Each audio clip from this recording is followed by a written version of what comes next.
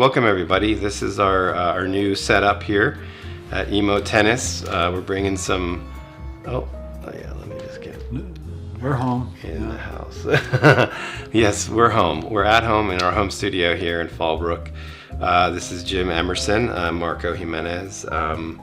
Jim, you want to introduce yourself to the audience again, just to kind of remind folks who you are and what you're here for and why we're doing these videos.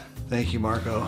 Yeah, this is our fifth episode, so this is all new to me, and it was a while back that Marco and I had started talking about the possibility of putting something on video.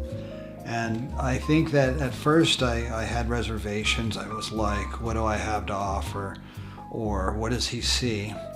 But slowly I'm coming around to seeing that we may be helping people out and then having fun at the same time. So I'm looking forward to helping you out if I can, or at least offering you some kind of entertainment as we go along. But I'm sure that I'll get better at it, and as Marco is my coach, I'm sure of it. So thank you, folks. And then, yeah, coaching each other, which is kind of fun. I'll be coaching the video side, you'll be coaching the tennis side. And for those that are interested in joining us up here in Fallbrook, shoot us a comment or message on YouTube in the link below. And you're welcome to come up and take some lessons from Jim, obviously, and then also just come out to play and have a good time. So just to kind of set up this next match, this was here in early January. I think it was January 2nd or first maybe? I don't know, but yeah. Right before New Year's, I think, right? It was late December, early January in San Diego. We've been having a very dry winter. So we've been blessed with the ability to play all year round here, which is amazing. It's just one of the reasons why people love to live in Southern California. We're playing against Bill and young Andrew, who I think they're kind of both 4.0, 4.5 ballpark range.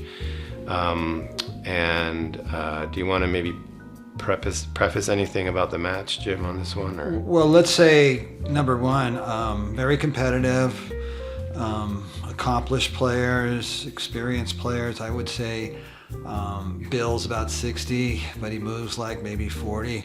And then you got Andrew, who's 32. He's played in high school, and now he's really starting to play tournaments. He wants to get to that 4 or 5 level, and I think he'll do that. It'll take some time, but he's willing to put in the work, and a lot of times that's the key. You don't put in the work, you really can't get what you want.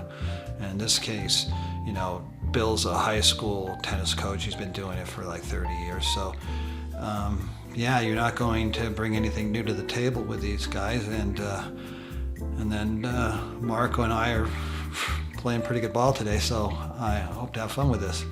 All right, cool. Let's get it started. We'll start rolling in 3, 2, 1. Okay, here I am serving. Oh, and we have audio now too, which is nice. All right, so there's your great cross-court winner. Lucky, but at the same time, I noticed for me, I've really been trying hard to get lower to the net and stay down, where a lot of times if you're standing up, you can't get down, at least at my age. So I think the lower I am, the better opportunity I have to read the ball and respond to it. Stay low. Keep your feet moving. Yes. It's going to be a repeat theme that repeats. Well, you know, I've often thought, like, the whole thing is to get the vibe into your toes. If your feet are kind of feeling good and they react to the ball, it makes it less complicated for the hand. That was a nice serve. And then he jammed me. Now they're picking on me. But there you are to come to the rescue. Nice touch. I think some of these go into the net here, yeah. Not such a great rescue there. Well, again, we've only played a few points, so I think the vibe isn't quite there, but the idea that they're having the same struggles as we are. And I think at the end of the day, I think there was only a separation of 10 points between what they won and what we won. And so that also leads to say, well, some points are more important than others. And so that could be the difference in a lot of matches. It's not that you played so much better than they did, that you played better when you needed to. And I like the opportunity, and even though we can't be successful all the time, it's nice to have that opportunity versus no opportunity. And maybe that's true in life too. We don't have as many opportunities, we don't put ourselves out there. Yeah, there's definitely a lot of correlation between life and tennis for me. Yes. That was always the way I was raised. It taught me a lot about being zen and controlling my emotions, and a lot of that was my coach, obviously, when I was younger too, that was mindful of that and taught us at a young age, how to transform that into our daily lives, which was amazing. And then to your point about the statistics, I'm going to share that at the end of this video with the audience to show the stats that you're talking about. We are using Swing Vision, which is a really amazing, fun app that provides all these really cool insights to tennis, which I think is really improving a lot of our cohorts' abilities of playing, the ones that have adopted it into their lives. So. Well, I'm excited about Swing Vision. I had been introduced to it mid last year, and a buddy of mine had it. And so whenever he'd come over to the house, we would do that. But I had no idea the magnitude of what information is actually put onto that recording. When you start looking at the graphs and some of the things that you cannot know by just watching the match can tell you. And we had one statistic in this particular match where saving a break point, and the stats came out that they had successfully had 4 of them that they protected. In our case, we were able to have 8 out of 10 successes of holding when it was our break point, and that's just really focusing on the little things. And it gets to be a lot of fun when you don't put too much pressure on yourself, or you don't go away in critical times, which is a fallacy that we all kind of go through at times. I think we'll point out one of those games pretty soon here. I think when we were at out for 3 or 4 times, I think, and we were able to hold this serve. That was one of those very critical points that you're talking about, where you said, we're not necessarily that much better than each other on this court. It's just a matter of the points. That just landed. That was a nice shot, Andrew. It's just all about those important points that really turn the tide, and the importance of obviously not giving up on yourself, not getting too angry when you make shots like I'm gonna do Another tonight. one on the line. Yeah, feels great. Yeah, well, it was their time to have fun. I think the fun goes back and forth a lot of times, and you can't be annoyed by them having fun. They showed up. They're giving it all they have. It's just that it kind of goes in chunks, or it goes in waves, back and forth, and that's why it's so much fun, because nobody dominated, because that could be boring. That's a good exchange. Now there's an ad out, and I got lucky. Yeah, we were given. And then another one he jammed me. I go, oh. We were gifted a few this Yeah, evening, lucky this again. night. Yeah, that one I should have gone down the net. You still made him hit the shot. Let's put it that way. Again, another ad out, but we hold the line. And then that beautiful drop. Yes. And he's pretty fast. That had to be He's a good very one. fast, yeah. It's one of those really nice rallies here. Nice rally.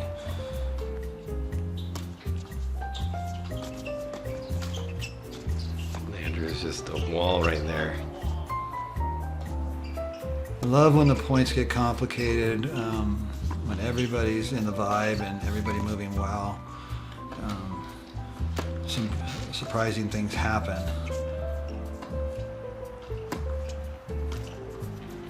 It's a good serve, Bill. Yeah, he's got a live arm. So here we are at 5-3, and We got the best guy on the court, Marco serving.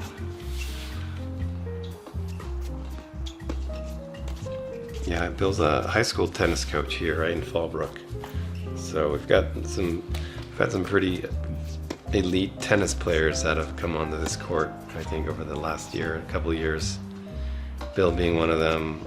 Andrew's new to the crew. I think we did a video last time with Alex, who's also younger, out of San Marcos area. He's a 4-5, yeah. Yep. We got another guy named Chris from Vista, and then we obviously have Tim and Keen, and a guy named Todd from Oceanside. Yeah, we've got a few people now, and I want to encourage anybody that's looking to get better to get a hold of us, because I say the first few guys that call, we're going to do a lesson, we'll video it, and we'll even put it on the network. So it should be interesting to see people get better in real time, and maybe we can promote the program. But this is a heck of a point here. Oh, and then he just missed it. Boy, was I lucky. Yeah. He hit it so darn hard, too.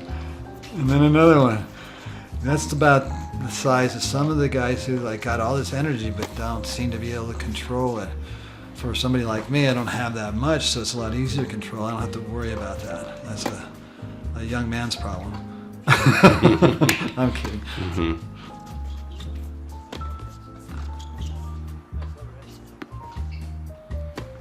That's an interesting point. So when your heart is racing and you're excited and your adrenaline's pumping, how do you control that? Ooh. How do you...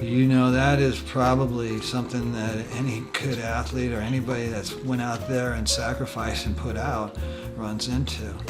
And the thing that I found to be is you got to do the little things right. So working on your breathing and slowing yourself down. And then I like to say, try to stay in the middle of the road. Don't let yourself get out on the edges of the road, and you'll get through it. But let's say it's a seesaw battle because your energy, once it's been depleted to a certain degree, it's hard to get it back up.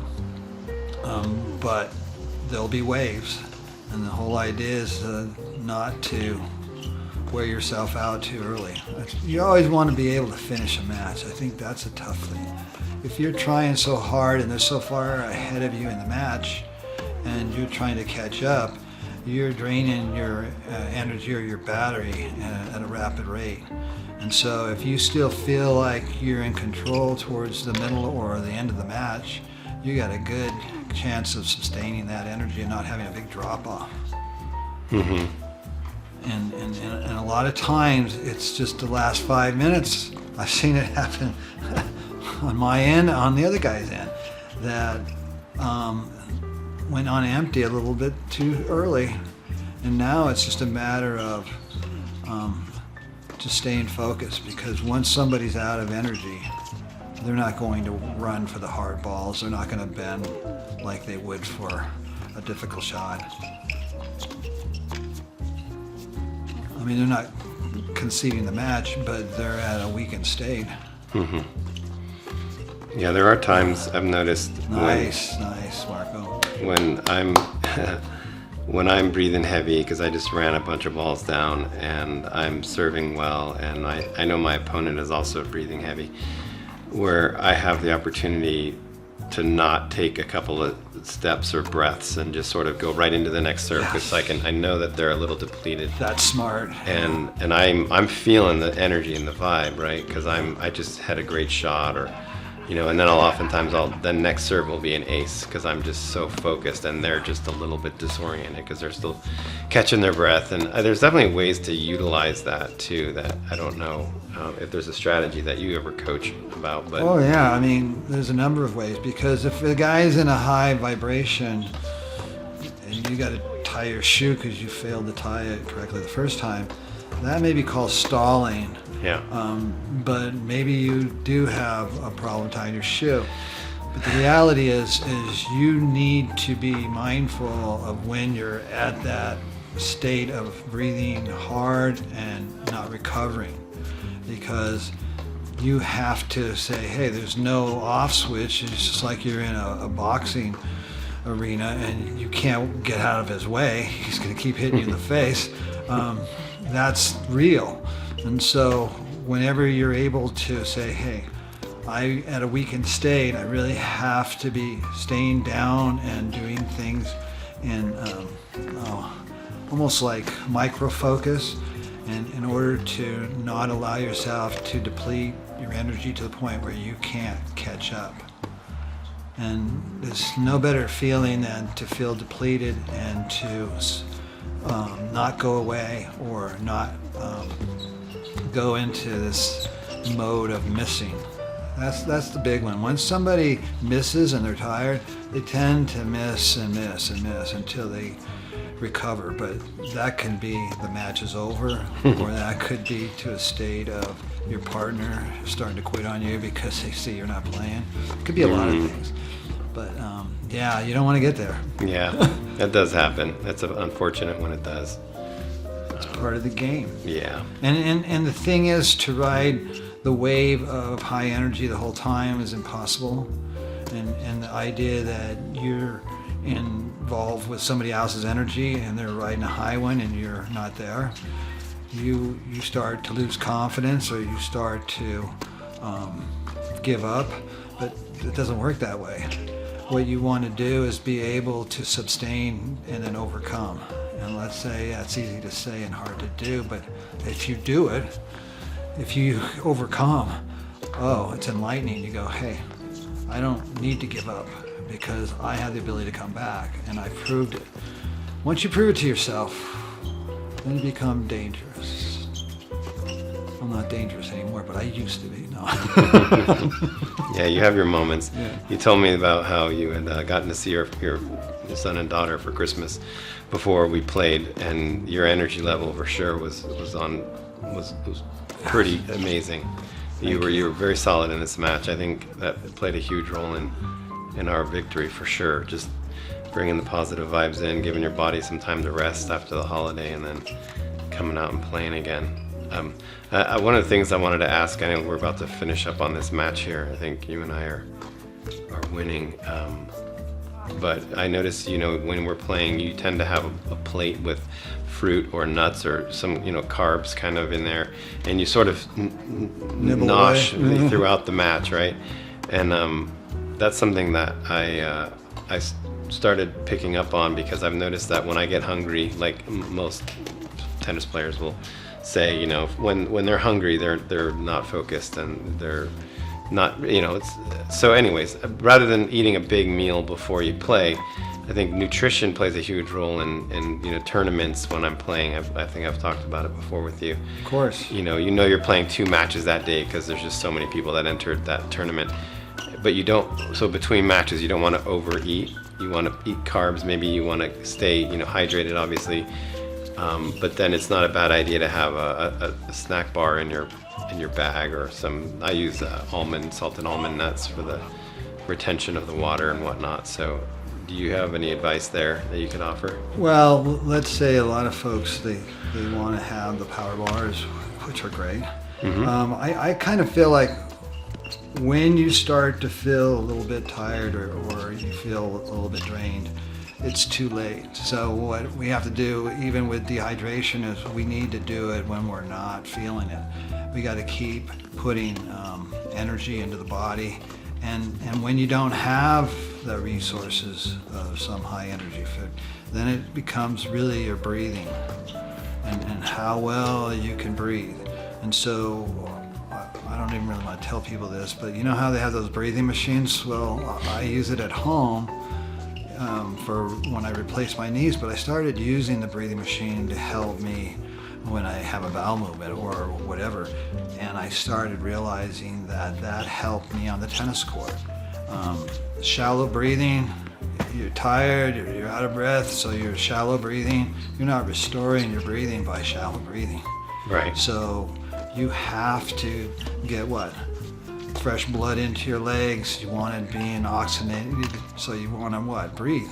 So I think that we take it for granted, but it's critical.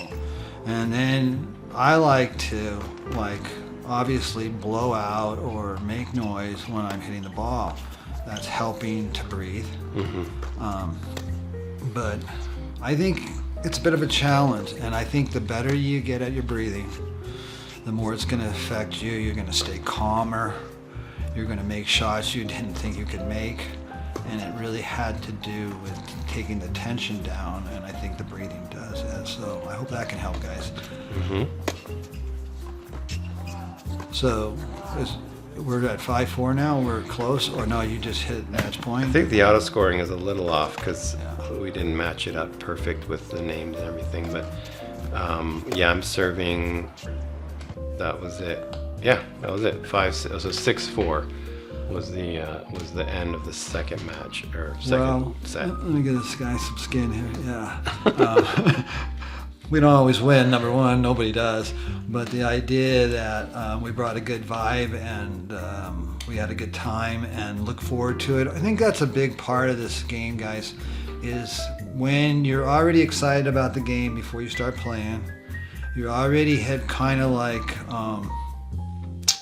tried to envision how you're going to be feeling when you play, because a lot of times we get into our head and we let the emotions play a part of what we're doing, and we can actually be a downer. But when you already feel good and you're looking forward to feeling good, and then you allow that feel good, it starts to not add, it starts to multiply. And it can even be, and I've seen it happen, where my partner starts playing better, but so does the other team start playing better. So I think that we can feed each other with good vibes, and that's going to promote a better experience overall. Now, we all like to win. In fact, sometimes we like to win a lot. But what if you chase the idea of feeling good and hitting good shots and playing high-level shots, actually more important than winning the game? Because how many times have you gone out to play and the person you were playing or the people you were playing did not play well, and then they had a lot of negativity that came out, verbal things said that weren't necessary, and you went out there to have a good time, and you kind of do because you won, but it could have been a lot more satisfying and losing, but playing really close with this play. Maybe it's a guy that's a higher level, but for this day, you play him straight up. That kind of stuff is like, well, I wasn't expected to win, so I didn't put any pressure on myself. And then I welcomed the good vibe, and then the next thing I know, I'm having a better experience. And in my case, I feel like I've had some great matches in 2024 that hadn't happened in, to be honest, 25 years, or at least 20 years. And if that's true, I'm on the comeback trail. Look out.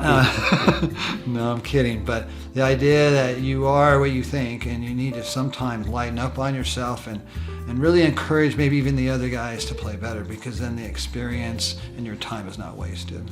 So I just want to share that with you guys. Yeah, that's nice. That's good. Yeah, this is a very fun sport after all, and something you could be playing for the rest of your life. And you know, I know there's pickleballers out there that are starting to try to take over, but I don't see that happening here on this court. So anyways, maybe we'll wrap this one up and then move on to the next one.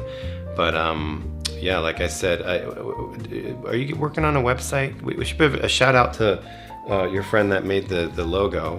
What was his name? George. He'll be involved with this at some point, but yeah. The idea that we're trying to create this new vibe or this energy to promote tennis players having a better experience overall. Let's say that we go out there, we work, we're playing, it should be fun, and then all of a sudden you see people not having fun, and so you right away don't call them again to play. But the people that are fun, you're attracted to, you want to play more often. And so it's a healthy way to be. Keeps your mind sharp, it keeps you in shape, and you can make some really good friends. So I'm looking forward to helping. Hope to visit you guys, maybe even meet some of you guys. And maybe the clear objective is if I can help you. You know, we're obviously not into it for the money. We're into it because of the love of the game. And sometimes you just don't know how to love it the right way, and so you find yourself falling short. But not after Marco and Jim get a hold of you. Cool. Well, so I guess what I was going to ask you about, George, is there going to be a website that we can tell people to go to someday? I think we were talking about, I don't know if it's going to be Instagram. Okay. But it's going to be something like that, and we'll fill you in if you guys have an interest for that. Yeah. But otherwise, Marco and I are going to look extremely good going forward, and we're going to create the vibe that we've been wanting for a couple of years, but now we're going to do it for you guys as well. So thanks again for showing up. All right, yeah, and in the meantime, just keep tuning into YouTube, and like I said, you could reach out to me and us through the YouTube comments. And anyways, thanks for watching, guys. We'll on to the next one. See ya.